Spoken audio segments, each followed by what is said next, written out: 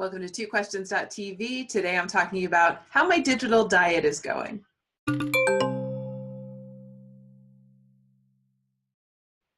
Welcome to twoquestions.tv. I'm Susan baroncini-moe. Today I thought I'd talk to you about how it's going. Remember I told you I was going to go on a digital diet in the new year, and I'll put that link to that show in the notes. I was going to go on a phone diet. My phone. Well, how's it going? Not so great, as it turns out. I'm trying. I'm really trying. It turns out that I'm on my phone a lot, like a lot. I will even pull up my app and I will give you some stats from my addictometer. Let's see here. Analysis. Okay, it's not good, folks. It's not good. I am on my phone for about, I use my phone, let's say, for about 3 to 3.5 hours a day. To be fair, a lot of my business stuff is on my phone. But on average, it's not great. I'm on my phone a lot.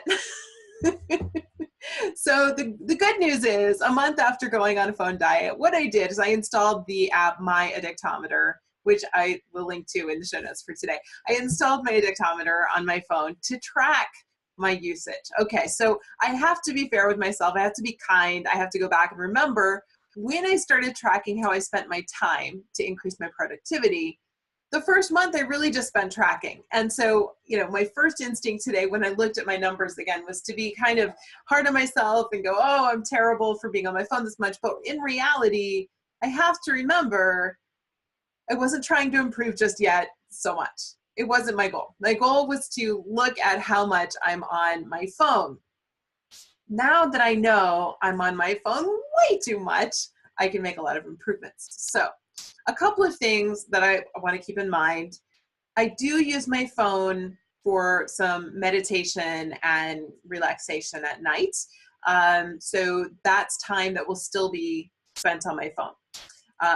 I have been playing a couple of games on my phone, so that's something I need to work on. And I also have been using my phone a lot for messaging and talking to friends in the evenings and things like that. And so I'm very aware of how I'm using my phone, and this app has helped me become much more aware of how much I'm using my phone. The next step for me is to get away from my phone a little bit. Now, I just talked to someone who gave me a really good tip for reducing the distraction of the phone, which is to put it away. So I will actually be putting my phone in a drawer when I need to read a book, when I need to study something for the show or for an interview, because I read all of these books and I get very distracted by my phone, not by my phone making noises at me, because one of the things that I did a long time ago was to turn off almost all the notifications on my phone so that I get text messages and phone ringing. That's it. And I have turned everything else off because I don't want to be disrupted. I don't want to be interrupted. But if a family member is calling, I do want to know that. But the point is that I've really worked hard to improve some of those things, and I'm going to continue to work on that. So all the notifications are off. I may turn additional notifications off, and I may decide to remove, are you ready? Brace yourselves. I may decide to remove Facebook from my phone. What? Yes, I might, because that is one of the apps that I'm on a lot in the evenings. And what I've realized is that I want to spend more time with my husband and with Gus. And I also want to spend more time in more productive ways, which means for 2018, our goal is less screen time and more outside time. Little difficult right now. It's really cold outside, but we want to spend more time outside for a lot of reasons. And so to do that, I really want to start retraining my brain not to be so into my phone. So I will be continuing to use my phone for meditation. I have an app that I'll use. I'm going to talk about that in another show. And also for things like some of the work things that I do. And I'll, of course, have it available for actual phone duty.